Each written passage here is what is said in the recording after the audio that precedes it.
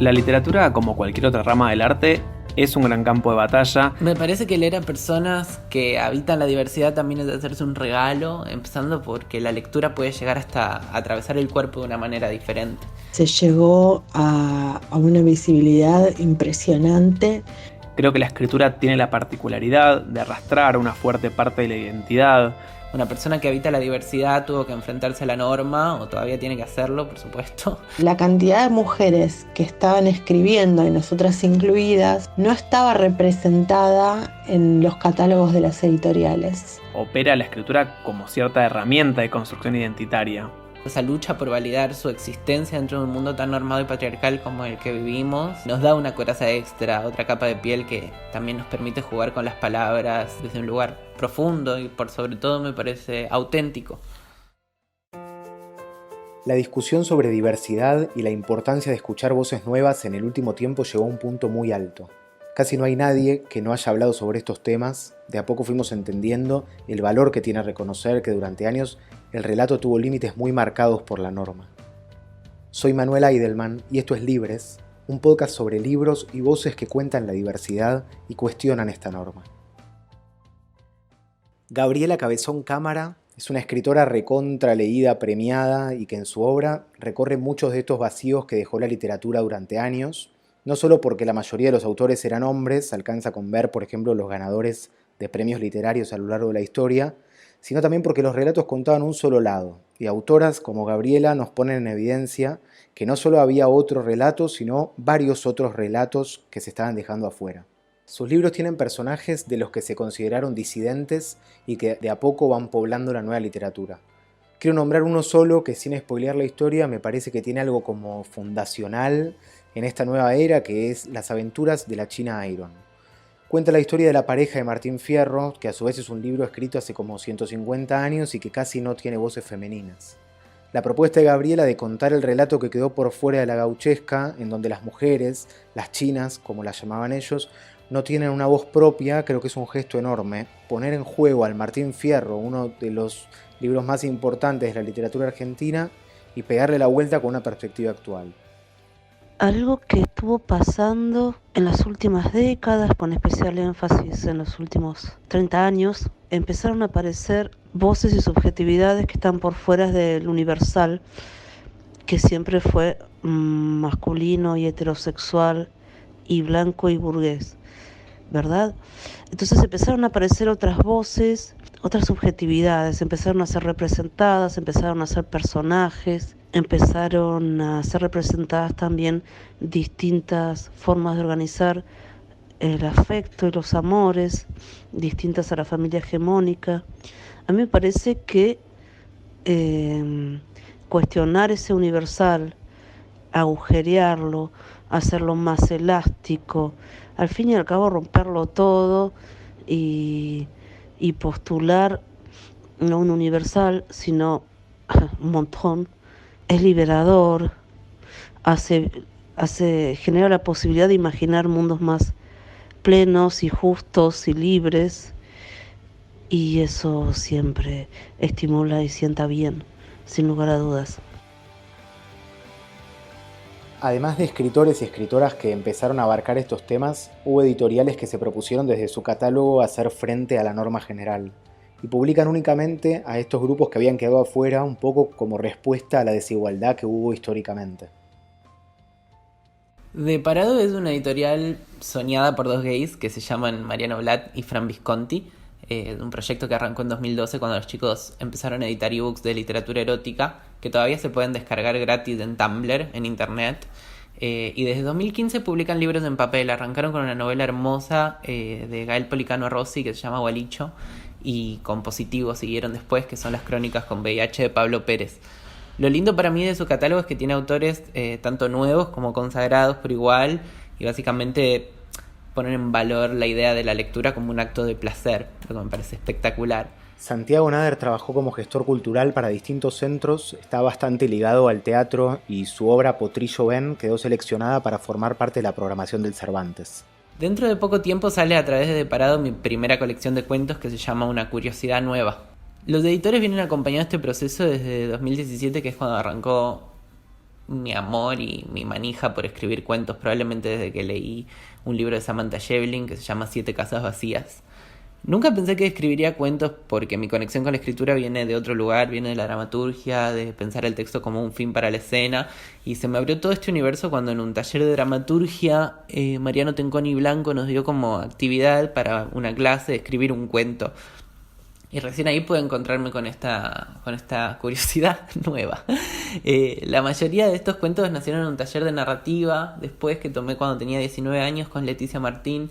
De hecho fue ella y los compañeros de ese taller los que, no sé, alimentaron por ahí mis ganas de seguir encontrando un universo que de a poco se iba volviendo propio. En este libro conviven elementos de orden muy diferente, como cómo explicarlo, ¿no? Pero mi obsesión con la adolescencia, con los extranjeros, con las catástrofes naturales, con los acontecimientos extraños o ridículos. Y creo que todos los cuentos están atravesados también por la forma queer en la que elijo vivir mi vida. Considero que tengo mucha suerte de poder escribir en esta época con total libertad sobre mis modos de sentir y sobre mi experiencia en el mundo. También gracias a que hubieron otros autores antes y hace un montón de tiempo que se encargaron y se siguen encargando de problematizar y de dar visibilidad al mundo de lo diverso. Y también es gracias a ellos que mi curiosidad, por decirlo de alguna forma, se puede manifestar como una forma de ver el mundo dentro de lo que escribo. El libro en un comienzo, de hecho, iba a tener otro título, se iba a llamar Una homosexualidad nueva, también por un chiste interno con mi pasado tucumano, en el que los paquis con los que me juntaba en el secundario lo utilizaban como una expresión, un sustantivo peyorativo que de repente tenía forma en algo material, como ¿qué es esa homosexualidad que tenés puesta? O no puedo creer la homosexualidad que acabas de decir. Pero en este proceso final de cerrar el libro me di cuenta también que, más allá del chiste interno, que estaba bueno, la homosexualidad en sí misma no es un término que a mí me represente. Creo que vivo mi diversidad en términos mucho más amplios que los que la homosexualidad en sí misma expresa. Y de la misma manera se manifiesta en mi libro. Creo que la curiosidad es todavía más marica que la homosexualidad y que abre la discusión de la lectura y de la escritura desde otra perspectiva. Se viene dando hace un tiempo algo genial en la literatura argentina, que es que hay varias escritoras que están siendo reconocidas y traducidas en todo el mundo. Hace un rato habló Gabriela Cabezón Cámara, Santiago nombró a Samantha Schweblin, está Mariana Enríquez, Ariana Harwicz, voces a las que por ahí hace un tiempo les hubiese costado más llegar, pero que la rompen y demostraron que la división que se hacía con los libros escritos por mujeres no tenía sentido. Escriben igual o mejor que los varones de su generación y da para pensar todo lo que nos perdimos por no hacerle lugar a escritoras en el pasado.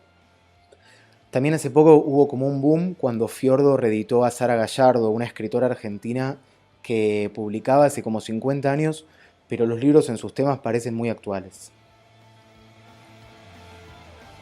Marina Yusuk es editora en Rosa Iceberg, un proyecto que publica a mujeres editadas por mujeres con la idea de contrarrestar esta diferencia que se hizo históricamente. Rosa Iceberg es una editorial de narrativa contemporánea que publica autoras, mujeres, lesbianas, trans. Empezamos a funcionar en el 2016 y nuestros primeros títulos salieron en el 2017. Fue una idea que tuvimos con dos amigas, Emilia Albeta y Tamara Tenenbaum.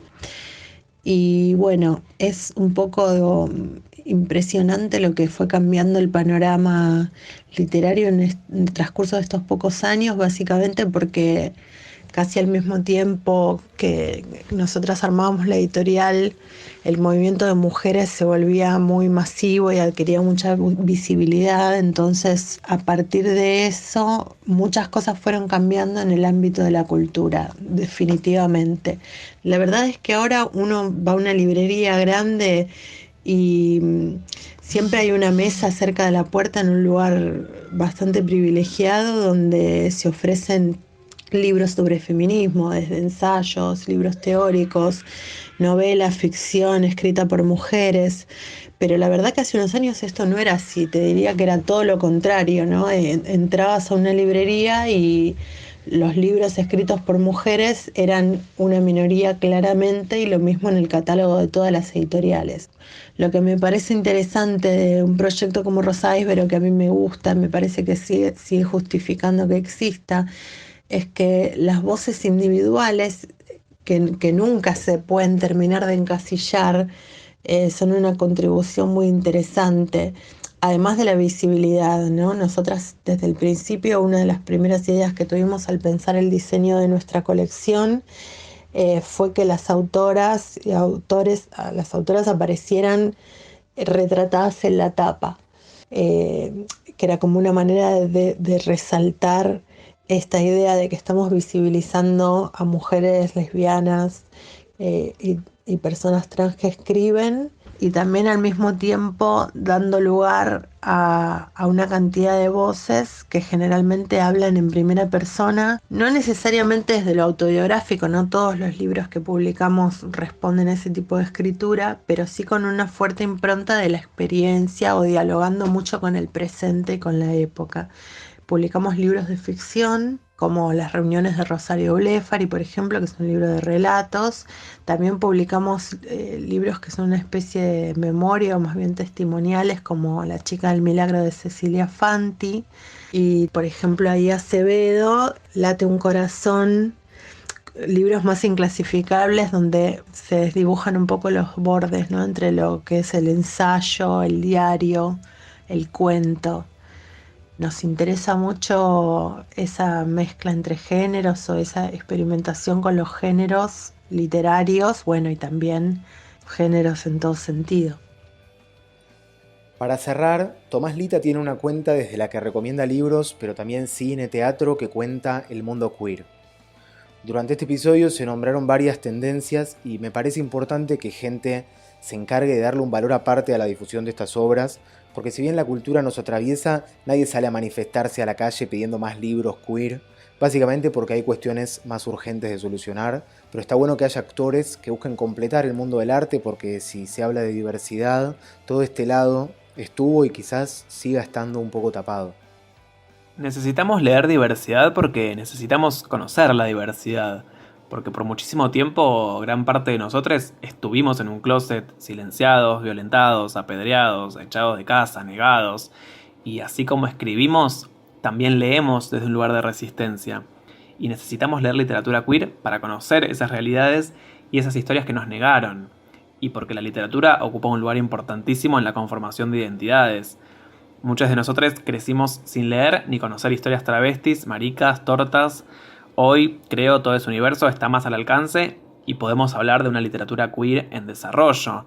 Circula, la tenemos, la escribimos y hay jóvenes que necesitan leer esos universos para reconocerse y para sentirse acompañados.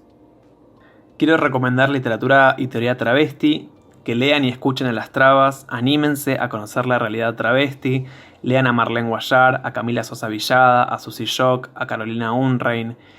Y quiero recomendar además, por supuesto, que visiten @culturaqueer, una página donde recomendamos diversas piezas del universo artístico LGBTIQ+, con una fuerte pata en la literatura. Esto fue Libres, un podcast sobre libros.